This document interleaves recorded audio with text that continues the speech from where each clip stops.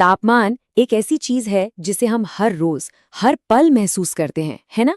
कभी सुबह की ठंडी हवा में तो कभी दोपहर की तेज धूप में।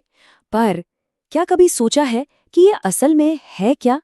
क्या हमारा महसूस करना ही सब कुछ है या फिर इसके पीछे कोई गहरा विज्ञान छिपा है? चलिए आज इसी सवाल की तह तक चलते हैं। तो सबसे पहला और बुनियादी सवाल, क्या तापमान को मापने के लिए अपने हाथों पर भरोसा किया जा सकता है? मतलब छूकर पता लगाना। सुनने में तो बड़ा सीधा साधा लगता है ना, पर इसका जवाब सच में चौंकाने वाला है। इससे समझने के लिए ना एक बहुत ही आसान सा एक्सपेरिमेंट है। सोचिए जरा, आपके सामने 3 कटोरे हैं। एक में गर्म पानी, दूसरे में बर्फीला ठंडा पानी और तीसरे में बस नॉर्मल कमरे के तापमान वाला पानी। अब करना यह है कि एक हाथ गर्म पानी में डालना है और दूसरा ठंडे पानी में, और बस 1-2 मिनट के लिए उन्हें वहीं रहने देना है। फिर दोनों हाथों को एक साथ निकालकर उस नॉर्मल पानी वाले कटोरे में डाल देना है। और बस यहीं पर होता है असली कमाल। जो हाथ गर्म पानी से आया था उसे वो नॉर्मल पानी ठंडा लगेगा, और जो हाथ बर्फीले पानी से आया था उसे वही पानी गर्म महसूस होगा। कमाल है ना? पानी एक ही है लेकिन एहसास एकदम अलग अलग। तो इससे एक बात तो बिल्कुल साफ हो जाती है, तापमान के मामले में हमारे हाथ भरोसे के लायक नहीं है, वो हमें धोखा दे सकते हैं। तो फिर सवाल उठता है कि अगर अपने हाथों पर भरोसा नहीं कर सकते तो फिर किस पर करें? और बस यहीं पर एंट्री होती है साइंस की। जैसा कि भारत की महान वैज्ञानिक अन्ना मनी ने कहा था, गलत माप न होने से भी बदतर हैं। मतलब हमें एक ऐसे तरीके की जरूरत है जो एकदम सटीक हो, भरोसेमंद हो। तो चलिए अब इस बात को समझते हैं कि गर्मी का असली और वैज्ञानिक माप आखिर है क्या। तो साइंटिफिक भाषा में कहें तो तापमान आखिर है क्या? ये कुछ नहीं, बस किसी भी चीज के गर्म या ठंडा होने का एक भरोसेमंद पैमाना है। एक ऐसा पैमाना जो हमारे हाथों की तरह हमें धोखा नहीं देता। और इस पैमाने को, इस उपकरण को हम सब बहुत अच्छे से जानते हैं। इसका नाम है थर्मोमीटर। अब देखिए, थर्मोमीटर भी एक तरह का नहीं होता। मोटे तौर पर हम इन्हें 2 तरह से देख सकते हैं। एक तो वो जो हम सबने घर पर बुखार नापने के लिए इस्तेमाल किया है, उसे कहते हैं क्लिनिकल थर्मोमीटर। और दूसरा वो जो साइंटिस्ट अपनी लैब्स में इस्तेमाल करते हैं, जिसे कहते हैं लेबोरेटरी थर्मोमीटर। तो चलिए सबसे पहले बात करते हैं उस थर्मोमीटर की जो हम सबकी जिंदगी का हिस्सा है, क्लिनिकल थर्मोमीटर की।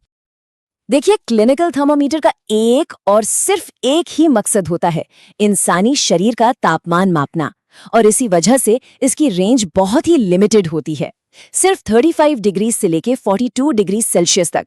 और ये छोटी रेंज ही इसे अपने काम के लिए एकदम परफेक्ट, यानी बेहद सटीक और सेफ बनाती है।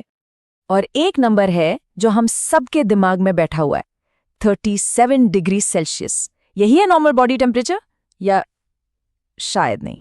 जी नहीं, असल में ये जो 37 डिग्री का आंकड़ा है ना, ये सिर्फ एक एवरेज है, एक औसत।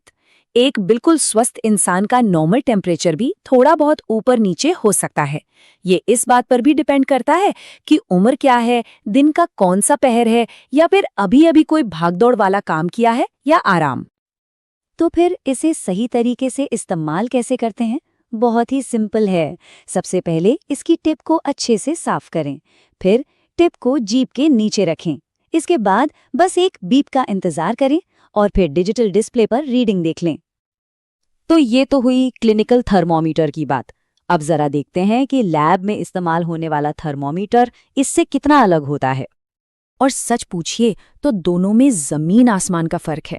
जहां क्लिनिकल थर्मोमीटर की रेंज बहुत छोटी होती है, वहीं लैब थर्मोमीटर -10 से लेकर 110 डिग्री सेल्सियस तक, मतलब उबलते पानी तक का तापमान नाप सकता है। पर सबसे बड़ा और जरूरी फर्क ये है कि लैब थर्मोमीटर की रीडिंग आपको तभी लेनी होती है जब वो उस चीज में डूबा हुआ हो, जबकि क्लिनिकल वाले को आप मुंह से निकालकर आराम से पढ़ सकते हैं।